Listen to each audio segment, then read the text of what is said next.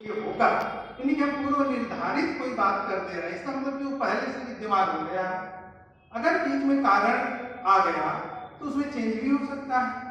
जैसे मैं अभी छोटा सा उदाहरण दूं, मैं अभी लंका जा रहा हूँ, आपसे मैंने कहा कि मैं लंका जा रहा हूँ, मैं गेट पे पहुंचा, हमारे एक मित्र मिल गए, वो कह रहे चलो जरा लाइब्रेरी घुमा दो, मैं वहां से लाइब्रेरी चला गया। यहाँ तो पता है मैं लंका गया, लेकिन मैं चला गया लाइब्रेरी, क्योंकि बीच में है तो दूसरा प्रयोग। तो इसी तरह बुद्ध कभी भी अपने को त्रिकालदर्शी के रूप में कभी प्रस्तुत नहीं करते। वो भूत की बात करते हैं जिसे उन्होंने अपने ध्यान के द्वारा एक जन्म पूर्व की, 2 जन्म या कल्पों की बात को याद करके वो बता सकते हैं और वर्तमान में, लेकिन भविष्य के लिए उन्होंने कभी ये नहीं कहा कि मैं त्रिकालदर्शी। उनको सर्वज्ञ कहा, लेकिन उनकी सर्वज्ञता होती। बुद्ध घर क्यों छोड़े थे? आप सभी लोग शायद जानते होंगे कि 4 निमित्त उन्होंने जो देखा था, उसके देखने के बाद उन्होंने घर छोड़ा। उस 4 निमित्तों में 3 जो निमित्त थे, उससे उन्होंने संसार में सब कुछ दुख है इसका ज्ञान प्राप्त किया। और जो चौथा निमित्त था सन्यासी जो उन्होंने देखा, तो इससे लगा कि इससे मोक्ष की प्राप्ति हो सकती है, इससे मुक्ति मिल सकती है। तो इन्हीं 2 प्रश्नों कि दुख क्यों है और मोक्ष कैसे मिल सकता है, इसी को खोजने के लिए बुद्ध घर छोड़े। उन्होंने तपस्या की, जो भी उन्होंने जो ज्ञान प्राप्त किया, और जो जिस दिन उनको बुद्धत्व की प्राप्ति होती है उस दिन उन्होंने जो दिव्य चक्षु, पूर्व जन्म का ज्ञान, दिव्य चक्षु, आश्रव क्षय का ज्ञान, और इसके बाद उनको यह प्रतीत समुत्पाद देते। तो बुद्ध की यही बुद्धत्व था और यही उनकी सर्वज्ञता थी। बुद्ध जिस संसार के दुख को जानने के लिए घर छोड़े, उसको उन्होंने जान लिया, और इसकी मुक्ति कैसे होगी, दुख से निवृत्ति कैसे होगी, उन्होंने अष्टांग मार्ग और उसके द्वारा उन्होंने प्रतिपादित किया। तो इस प्रकार संसार में जो 2 कड़ियों का उन्होंने उल्लेख किया, एक तो है निवृत्ति, एक प्रवृत्ति है, एक निवृत्ति।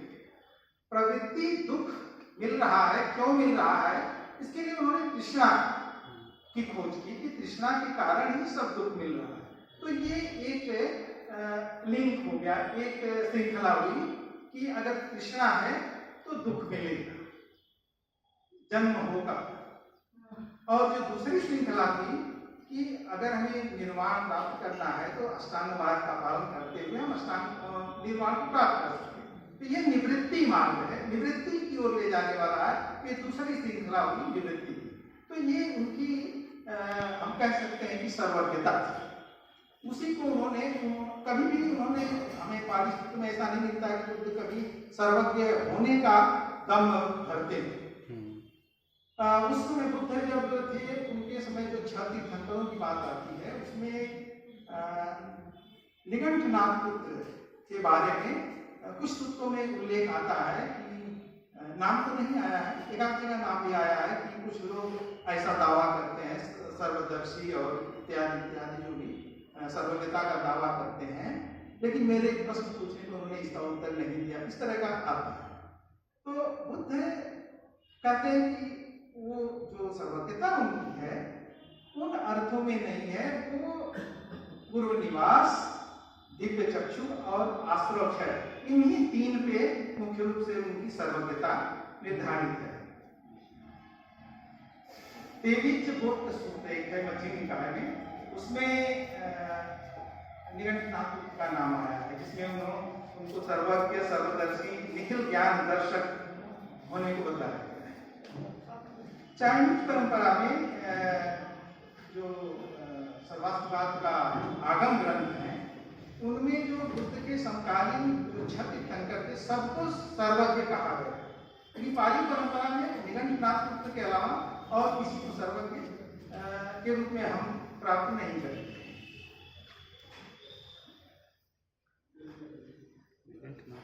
तो बुद्ध की जो सर्वज्ञता थी मात्र बुद्धि विलास नहीं था, उन्होंने जो यथार्थ में प्राप्त किया था उस यथार्थ ज्ञान को ही उनकी सर्वज्ञता कहा गया।